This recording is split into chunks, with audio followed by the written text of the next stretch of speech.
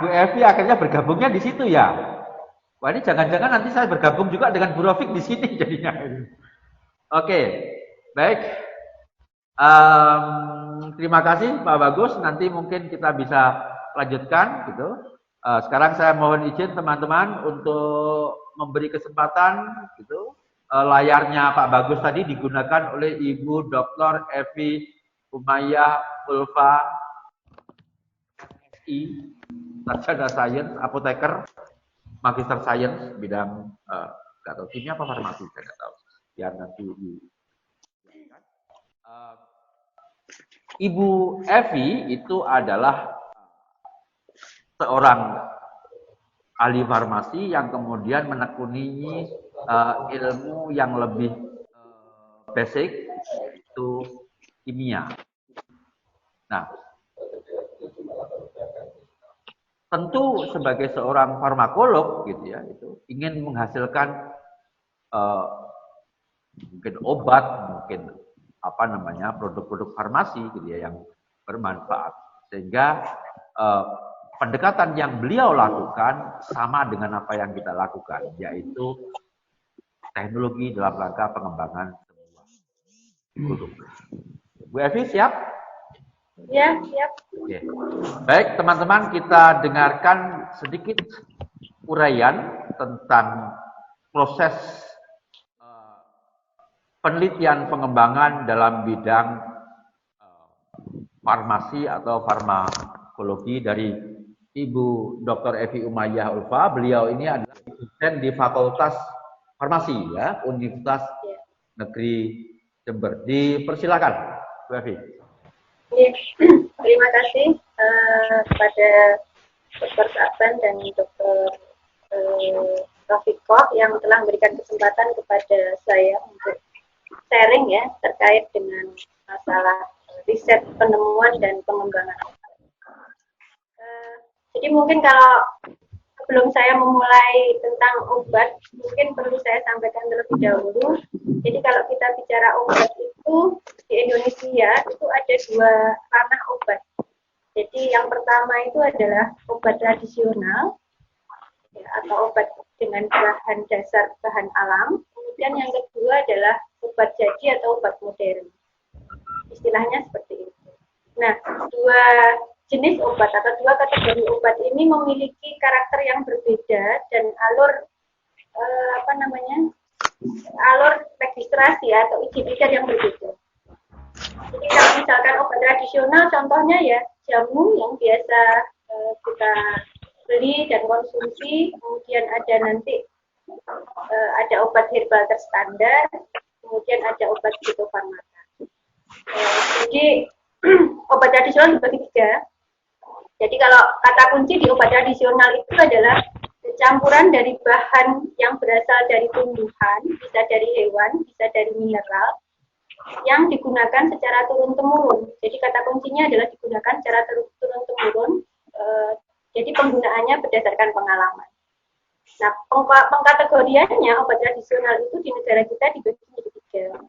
Yang pertama itu adalah jamu, yang kedua adalah obat herbal terstandar, dan yang ketiga yang paling tinggi itu adalah fitofarmaka. Jamu di sini bukan jamu yang biasa kita beli di di jamu gendong itu, tetapi jamu yang di sini adalah jamu yang memang sudah mendapatkan persetujuan dari lembaga berwenang. Nah, lembaga berwenang di negara kita adalah Badan POM. Jadi harus mendapat persetujuan. Banyak sekali produk-produk jamu yang sudah mendapatkan persetujuan. Di antaranya adalah vaksin. Mungkin kalau di sini ada yang perempuan, mungkin sudah sangat hafal dengan jamu ini karena memang banyak digunakan oleh kaum perempuan untuk menurunkan berat badan. Kemudian yang kedua untuk kategori obat tradisional itu adalah obat herbal terstandar. Obat herbal terstandar, contohnya yang paling populer adalah diabet, ya. Kemudian kiranti, ya. Kemudian ada ditolak dan yang lainnya. Ada juga yang sekarang lagi banyak itu adalah yang berasal dari manggis, ya. mangostin, ya, itu juga obat herbal terstandar. Kemudian contoh yang terakhir fitofarmaka yang paling tinggi itu adalah contohnya adalah stimulan. Jadi apa bedanya jamu, obat herbal terstandar dan fitofarmaka? Kata kuncinya adalah kalau jamu itu asalkan aman saja dan tidak mengandung bahan kimia. Jadi nggak perlu dibuktikan efektif secara ilmiah, maka itu bisa didaftarkan sebagai jamu. Jadi sudah digunakan secara turun-temurun, ya, aman, tidak mengandung bahan kimia, maka itu bisa didaftarkan sebagai jamu. Kemudian yang kedua, kalau obat herbal terstandar, selain aman, maka dia harus sudah dilakukan uji khasiatnya. Jadi harus dibuktikan terlebih dahulu apakah dia memang berkhasiat ataukah tidak. Nah, itu berarti kalau ada uji khasiatnya kalau obat herbal terstandar tidak sampai ke manusia. Jadi uji khasiatnya hanya pada hewan coba saja sudah bisa digunakan. Dan produknya harus terstandarisasi. Dan yang terakhir adalah fitofarmaka.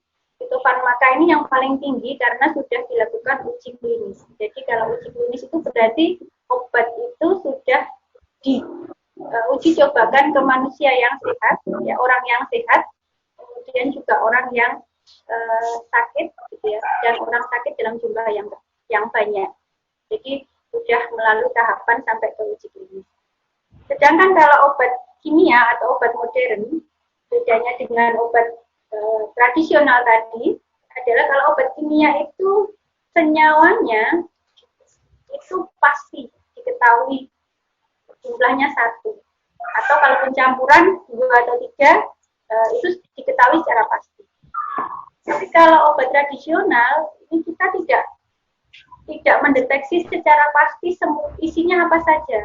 Jadi kalau kita mengambil sarinya atau ekstraknya, ya, kita tidak mengetahui di ekstrak atau di sari dari obat itu, obat tradisional itu ada apa saja. Tidak kita lihat.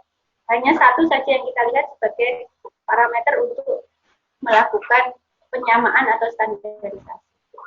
Nah, karena ada 2 golongan, jadi ada obat tradisional dan ada obat modern, maka tentunya untuk bisa sampai ke ke masyarakat, dipasarkan di masyarakat, maka kita harus melakukan proses pengembangan, penemuan dan pengembangan obat tersebut. Dan caranya agak berbeda. Jadi kalau pada pengembangan di obat tradisional, langkah pertama biasanya adalah kita melakukan inventarisasi, observasi, dan seleksi. Jadi di Indonesia sendiri kan banyak sekali sudah masyarakat atau leluhur gitu ya, leluhur kita atau etnis yang ada di Indonesia yang biasa menggunakan obat tradisional untuk mengobati berbagai macam keluhan yang mereka hadapi. Nah, itu kita semuanya inventarisasi. Gitu ya. Kalau di di pemerintah, gitu ya, di Tawangmangu itu ada sebuah badan di bawahnya Kementerian Kesehatan yang berfungsi untuk melakukan inventarisasi ini. Jadi inventarisasi berbagai macam ramuan-ramuan yang biasa digunakan, gitu ya. Kemudian dilakukan observasi mana kira-kira ramuan-ramuan ini yang memiliki prospek yang bagus, kemudian diseleksi dan dipilih. Oh, ternyata ramuan ini yang paling bagus. Nah, setelah kita mendapatkan ramuan tersebut, gitu ya, yang bisa terdiri dari 1 jenis tanaman obat, bisa terdiri dari 2, atau bahkan mungkin 5 jenis tanaman obat, tidak ada masalah. Nah, setelah itu kemudian dilakukan proses ekstraksinya atau penyarian, pengambilan senyawa yang mungkin berkhasiat. Jadi dilakukan ekstraksi, penyarian. Nah, setelah dilakukan ekstraksi penyarian, kita mendapatkan ekstrak. Nah, ekstrak itu diapakan? Ekstrak itu kita uji terlebih dahulu, gitu ya. Uji praklinik namanya. Uji praklinik itu berarti uji kepada hewan coba, bisa menggunakan mencit, bisa menggunakan tikus. Mencit sama tikus agak beda. Kalau tikus lebih besar ukurannya, sedangkan mencit ukurannya hanya lebih kecil, jadi segenggaman tangan kita. Kemudian kita lakukan juga uji toksisitasnya untuk memastikan bahwa memang ekstrak dari tanaman tadi itu benar-benar tidak toksik. Jadi kita cek ya apakah memang dia menyebabkan kematian ataukah tidak, ya, apakah menyebabkan terjadinya kecacatan atau tidak, apakah bisa menyebabkan terjadinya keguguran atau tidak dan sebagainya. Itu dilakukan pengecekan uji toksisitas. Kemudian tentunya kita lakukan standarisasi. Standarisasi itu adalah proses untuk memastikan bahwa produk yang kita buat sekarang, besok, dan seterusnya itu akan tetap. Jadi jangan sampai sekarang kita melakukan proses ekstraksi, ya, kemudian kita ujikan aktif, ya. Besoknya kita coba lagi dengan ekstrak yang baru, kita ekstraksi yang baru ternyata nggak aktif. Itu biasanya terjadinya karena tidak ada proses standarisasi supaya tetap acak, jadi aktivitasnya itu tetap acak. Nah, di tahapan ini kalau kita sudah mendapatkan ekstrak hasil uji prakliniknya oke, toksisitasnya aman dan sudah kita standarisasi, kemudian kita lakukan proses formulasi. Formulasi itu berarti proses membuat ekstrak tadi itu menjadi sebuah sediaan yang acceptable, yang bisa diterima oleh masyarakat, maka itu bisa kita daftarkan sebagai obat herbal restan.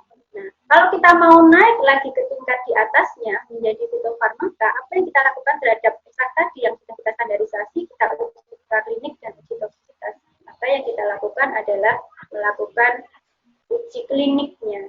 Kita cobakan ke manusia. Manusia yang seperti apa? Yang sehat terlebih dahulu. Untuk memastikan bahwa produk ini aman. Jadi yang pertama kali dilakukan adalah kepada orang yang sehat. Kalau sudah orang yang sehat, baru kemudian naik kepada orang yang sakit, tapi jumlah terbatas. Ya, nggak bisa langsung banyak. Jumlah terbatas itu kurang lebih adalah 100 sampai 500-an orang. Nanti kalau hasil uji klinik fase 2 itu namanya ya. Kalau yang orang sehat itu fase 1. Kalau yang orang yang sakit jumlah terbatas itu uji klinik fase 2. Kemudian kalau sudah aman, kita naikkan ke uji klinik fase 3. Orang yang sakit tetapi jumlah yang lebih luas, kurang lebih 1.000 sampai dengan 5.000 orang. Nah, terus kemudian ekstrak tadi kalau sudah kita ujikan secara klinik, maka kita bisa mendaftarkannya menjadi produk fitofarmaka. Nah, saya lupa tadi menyampaikan bahwa persyaratan sebuah obat, baik obat tradisional maupun obat modern, itu ada 3. Yang pertama adalah aman, ya, safety. Yang kedua adalah berkhasiat, efficacy. Dan yang ketiga adalah bermutu. Jadi 3 hal ini yang harus tetap dijaga mulai dari awal sampai kemudian akhir dari produk itu. Jadi harus aman, berkhasiat, dan bermutu. Bagaimana menjaga keamanan suatu produk? Ya tentunya dengan melakukan uji toksisitas dan uji klinik fase 1. Bagaimana menjamin bahwa obat itu berkhasiat? Maka kita lakukan uji aktivitasnya di hewan coba atau istilahnya adalah uji praklinik. Dan kita uji aktivitasnya kepada manusia, kita sebut sebagai uji klinik fase 2 atau fase 3. Bermutu, bagaimana cara menjamin bahwa produk ini bermutu? Maka ada satu syarat bahwa untuk bisa memproduksi sebuah produk baik obat tradisional maupun obat modern, maka industri itu harus memenuhi persyaratan tertentu dalam proses pembuatan obat tersebut. Istilahnya kalau di bidang kefarmasian itu adalah harus mengikuti CPOP dan CPOTP. Jadi cara pembuatan obat tradisional yang baik, CPOTP, atau CPOP, cara pembuatan obat yang baik. Jadi itu harus diikuti sehingga kemudian produk yang dihasilkan itu akan aman berkhasiat. Berapa lama sih sebenarnya sebuah produk itu mulai dari awal sampai dengan rilis, ya, berdasarkan data dari banyak industri gitu ya, kurang lebih memang cukup lama, 10 sampai dengan 15 tahun. Jadi proses mulai dari penemuan obat ya, itu kurang lebih 10 sampai dengan 15 tahun, di mana biayanya juga cukup luar biasa. 800 miliar sampai bisa ratusan bilion.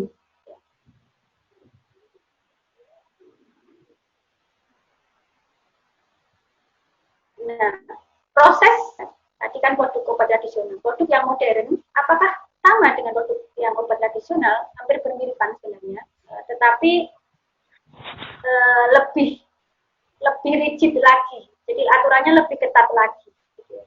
Jadi yang pertama itu adalah dalam proses penemuan obat.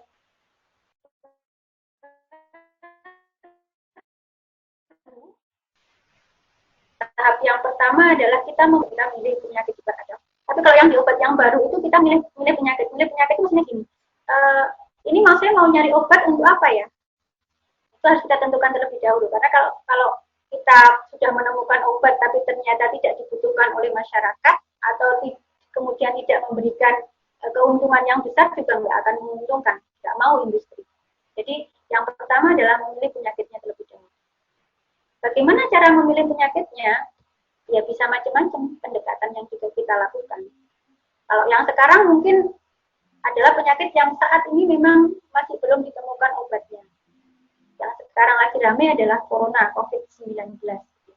Maka otomatis ya obat-obat yang berfungsi untuk membunuh virus corona ini menjadi sesuatu yang sangat dicari. Berapapun harganya pasti akan dibeli kalau kemudian sudah rilis dan disetujui oleh Badan POM atau kalau di dunia itu namanya FDA, pendaftarnya, tempat pendaftarannya. Kemudian berapapun itu akan dibeli. Obat yang bisa digunakan untuk membunuh virus corona, atau vaksin yang bisa digunakan untuk mencegah supaya seseorang tidak terkena virus corona, itu pasti akan dibeli. Jadi menentukan penyakitnya itu menjadi sesuatu yang cukup penting. Kalau berdasarkan data, selain obat-obat yang memang sekarang ini penyakit itu masih menjadi tujuan, ya, berdasarkan data, penyakit yang cukup banyak dicari obatnya itu adalah obat-obat untuk kardiovaskular disease, jadi penyakit-penyakit kardiovaskuler seperti lemak tinggi, kemudian obat-obat yang berfungsi untuk mengencerkan darah, gitu ya, supaya kemudian tidak mudah mengalami pembekuan dan tidak terjadi stroke atau penyakit jantung dan sebagainya, itu menjadi salah satu yang dicari. Kalau di Indonesia mungkin ada tambahan lagi yaitu penyakit infeksi TBC, karena sampai sekarang pun juga belum ada solusinya. Jadi memilih penyakit terlebih dahulu. Kemudian yang kedua, setelah kita tentukan penyakit yang mau kita cari, maka kita lakukan screening kandidat obat. Screening kandidat obat kita lakukan dengan cara apa? Dengan cara tiga cara sebenarnya pendekatan yang bisa kita lakukan. Yang pertama adalah in silico. In silico itu berarti kita tidak melakukan pengujian ke hewan ataupun ke in vitro, tetapi kita melakukan proses modeling. Jadi kita cari kira-kira struktur yang seperti apa yang sebenarnya menarik atau bisa kita gunakan untuk mengatasi itu. Kayak misalkan untuk pengembangan vaksin di COVID, ya, kita bisa mencari daerah tertentunya itu dari data-data yang memang ada di kalau di kita itu istilahnya GenBank, jadi data-data gate yang ada di dunia. Kita pilih, gitu ya, kemudian kita cobakan. Kita cobakan secara komputasi, jadi pakai komputer.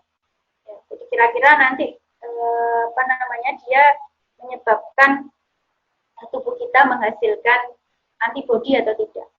Jadi cobakan, nanti kalau kemudian kita menemukan targetnya, oh ternyata ada daerah ini yang bisa kita gunakan atau urutan seperti ini yang bisa kita gunakan, kita lanjutkan dengan uji in vitro. Coba dulu. Dari uji in vitro itu berarti di laboratorium, ya, tidak melibatkan hewan coba.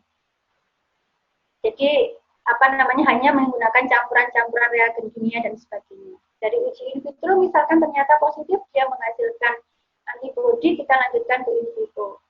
In vivo itu berarti ke hewan coba. Kita cobakan pada hewan coba, ternyata berhasil. Nah, biasanya pada tahapan ini gitu ya, itu kurang lebih 5.000 sampai dengan 10.000 senyawa yang bisa kita peroleh. Jadi dalam proses sampai dengan screening itu bisa dapat banyak sebenarnya targetnya. Tetapi nanti yang ujung akhirnya itu tinggal satu. Jadi dari ribuan senyawa target tadi, kemudian kita cari yang benar-benar aktif. Biasanya sudah turun dari 5.000-an, mulai dari screening itu 1.000-an, ya 5.000, ya, nanti bisa turun sampai dengan ratusan. Nah, setelah kita menemukan kandidat obatnya tadi, kita pelajari juga biasanya adalah strukturnya, jadi struktur molekulnya seperti apa. Setelah itu kemudian biasanya kita lakukan proses formulasi, tetapi masih pre-formulasi, jadi formulasi yang masih di skala laboratorium. Kita formulasi itu berarti kita jadikan sediaan itu jadi apa. Kalau maunya jadi diminum, berarti kita bikin jadi tablet. Kalau maunya diinjeksikan, berarti kita buat dalam bentuk yang disuntikkan atau yang diinjeksikan. Nah, setelah itu kemudian kita lakukan uji praklinik lagi.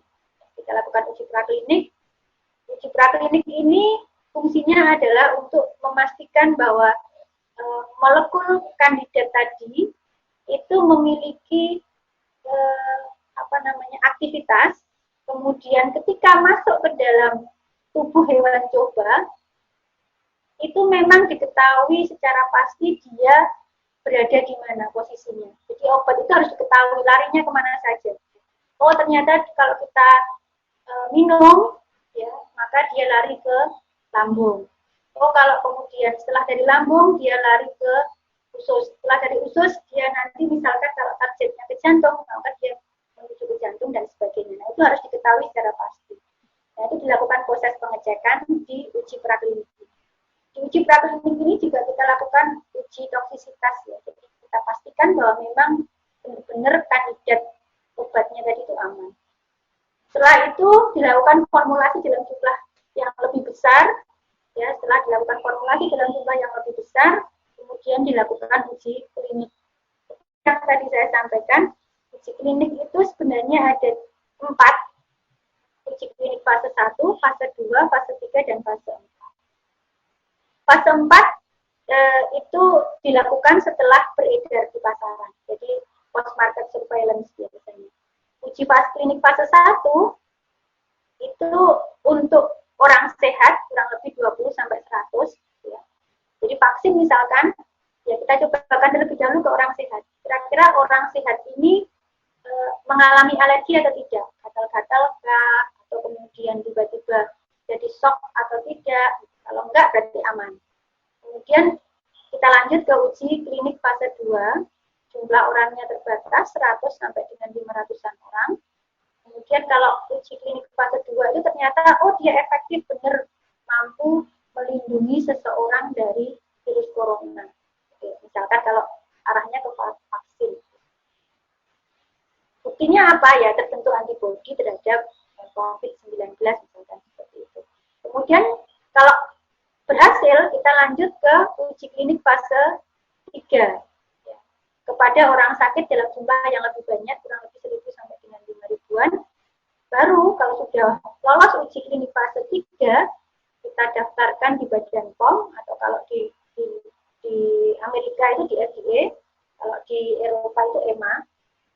Setelah didaftarkan, obat bisa diedarkan, ya. Tapi dalam proses tersebut tetap ada uji klinik fase 4, yaitu post market. Jadi setelah dipasarkan, apakah kemudian obat itu tidak menimbulkan sesuatu yang mengkhawatirkan. Kalau beberapa waktu yang lalu mungkin pernah dengar penarikan ranitidin secara besar-besaran, itu termasuk dalam uji klinik fase 4. Jadi karena ternyata setelah sekian lama digunakan, ternyata baru diketahui ada pengotor gitu ya, dari ranitidin yang membahayakan. Sehingga kemudian perlu dilakukan proses penarikan. Nah, jadi lamanya pengembangan obat hingga sampai kemudian berhasil di pasaran memang karena prosesnya mulai dari pencarian kandidatnya sampai kemudian bisa rilis itu memang butuh waktu yang cukup lama. Tapi sekarang memang waktu yang cukup lama itu relatif bisa dengan perkembangan teknologi gitu ya, waktu itu jadi lebih bisa dipersingkat. Kayak misalkan kasusnya vaksin COVID-19 ini, ya memang sampai 2021 memang pasti belum, itu pasti belum kemungkinannya belum ada. Tapi yang sekarang kan sudah ada, sudah diujikan kepada orang yang sakit, tetapi dalam jumlah yang terbatas. Tinggal masuk ke fase 2 sudah lolos, tinggal masuk ke fase 3. Kalau fase 3 lolos, ya berarti bisa digunakan sebagai obat atau vaksin untuk jadi itu yang bisa saya sampaikan ya terkait dengan penemuan dan pengembangan obat baru. Ya. Jadi yang terakhir adalah bahwa aspirin, gitu ya, salah satu contoh obat yang kalau di kita memang jarang digunakan di Indonesia, tetapi kalau di luar negeri aspirin atau aseptosal itu sangat sering dipakai. Kalau di Indonesia digunakannya bukan sebagai penghilang rasa nyeri, tetapi kalau di Indonesia digunakannya untuk mengatasi cardiovascular disease. Jadi orang-orang yang sangat beresiko untuk kemudian mengalami stroke. Jadi ada obatnya yaitu aspirin. Nah, pengembangan obat aspirin penemuannya itu pertama kali itu tahun 1700. Baru rilis tahun 1899. Dan jadi yang untuk cardiovascular disease berubah jadi untuk obat cardiovascular disease itu tahun 2000-an. Jadi memang waktunya cukup ya, setelah itu kemudian bisa digunakan dan dimanfaatkan secara terus-menerus oleh itu mungkin yang bisa saya sampaikan. Kurang lebihnya mohon maaf. Assalamualaikum warahmatullahi wabarakatuh. Waalaikumsalam warahmatullahi wabarakatuh. Panjang sekali. Ternyata ya. Ditemukan 1700, mulai digunakan 1800, dirilis beneran tahun 2000-an. Baik, teman-teman peserta seminar dan kuliah yang saya hormati. Coba kita perhatikan tadi betapa panjang ya proses pengembangan sebuah produk farmasi. Tadi dimulai oleh Bu Evi dengan kategori-kategori obat gitu ya. Mulai dari jamu, kemudian ada yang namanya jamu yang terstandar atau herbal yang terstandar, obat herbal, juga sampai dengan yang obat modern. Ada 3 kata kunci yang sangat penting yang sudah digarisbawahi oleh Bu Evi tadi. Yang pertama adalah 3 kualitas yang harus dijaga sepanjang proses penelitian pengembangan sebuah obat apapun itu, yaitu aman, berkhasiat, bermutu. Seluruh tadi itu dilakukan pasti diuji apakah aman atau tidak. Oleh karena itu pengujiannya yang pertama justru kepada orang sehat. Menimbulkan alergi apa tidak, menimbulkan antibodi atau tidak. Standarisasi kemudian dilakukan, bahkan saking hati-hatinya, coba kita perhatikan. Saya mencatat ada beberapa. 1, untuk obat modern dan herbal, gitu ya. Secara teori harus benar. Kemudian diuji cobakan melalui pemodelan dengan komputer. Dilanjutkan dengan pengujian in vitro di laboratorium. Dilanjutkan dengan pengujian in vivo dengan hewan mencit atau yang lain. Setelah itu baru uji praklinik. Setelah itu baru klinik terdiri atas 4 fase, makin ketat, makin ketat, makin ketat, makin ketat. Dalam perjalanannya, proses tadi itu bisa saja menemukan antara 500 sampai dengan 10 ribuan senyawa, tetapi hasilnya hanya akan ada satu senyawa yang bisa diterima. Jadi itulah gambaran proses penelitian obat yang sangat panjang, berbiaya mahal dan sangat rigid, ya, sangat ini. Nah, teman-teman bisa bandingkanlah apa yang dilakukan teman-teman di farmakologi ini, di farmasi ini, dengan apa yang dilakukan oleh teman-teman di dunia pendidikan. Itu betapa kita ini yang di dunia pendidikan ini tidak terlalu memperhatikan soal-soal tadi itu, reliabilitas, soal mutu, soal kuantitas. Karena itu produk-produk pengembangan dalam dunia pendidikan ya seperti yang kita lihat tidak memiliki kehandalan sebagaimana yang ada dalam dunia kedokteran, dalam dunia farmasi, bahkan dalam dunia teknologi. Karena ternyata secara metodologis kita jauh dibandingkan dengan yang ada di farmasi tadi. Nah, terima kasih Bu Evi, luar biasa. Ini pengalaman yang luar biasa bagi teman-teman yang selama ini tidak tahu bahwa perjalanan sebuah obat untuk bisa menjadi apa yang ya kalau di luar negeri aspirin tadi itu yang diterima itu ternyata perjalanannya itu panjang sekali, mulai tahun 1700 ya. Mulai 1700. Iya, 1700 ya. Dari tanaman itu? Hah? Dari tanaman. Dari tanaman ya? Dari tanaman, Milo. Nggak ada di Indonesia. Kalau di Indonesia kirim, Cina. Itu diambil Cina, dari ya? tanaman juga. Itu yang dulu untuk malaria itu ya? Ya, untuk malaria sekarang juga dipakai untuk COVID-19 juga. Oh gitu? Iya. Saya mau tanya dulu Bu Evi sebelum saya berhenti interaksi dengan Bu Evi. Kira-kira vaksin COVID-19 ini bisa ditemukan nggak? Dibuat apa enggak? Kalau ditanya bisa ditemukan atau tidak, bisa, pasti bisa. Bisa dibuat atau tidak, bisa, pasti bisa. Jadi cuma mungkin di permasalahan terbesarnya itu adalah lawannya, itu adalah sesuatu yang sangat cepat sekali berubah. Artinya kecepatan kita menemukan vaksin itu harus lebih cepat dibandingkan dia melakukan perubahan terlebih dahulu.